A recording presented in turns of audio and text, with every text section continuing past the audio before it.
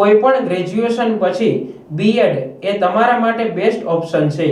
B Ed એ 2 વર્ષનો course છે જે પૂર્ણ કર્યા બાદ ગવર્નમેન્ટ કે પ્રાઇવેટ સ્કૂલમાં ટીચર કે પ્રિન્સિપાલ તરીકે બેસ્ટ જોબ મેળવી શકો છો.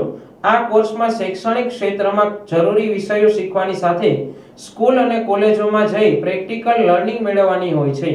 બીએડ કર્યા બાદ પ્રાઇમરી કે હાયર સેકન્ડરી સ્કૂલમાં teacher, principal, education inspector, resource coordinator તરીકે બેસ્ટ પોઝિશન મેળવી શકાય છે. જૂનાગઢની નોબલ યુનિવર્સિટીમાં બીએડ કોર્સ થાય છે. જો તમારું પણ સ્વપ્ન શૈક્ષણિક ક્ષેત્રમાં કારકિર્દી બનાવવાનું હોય તો સ્ક્રીન પર આપેલા નંબર પર કોન્ટેક્ટ કરવો.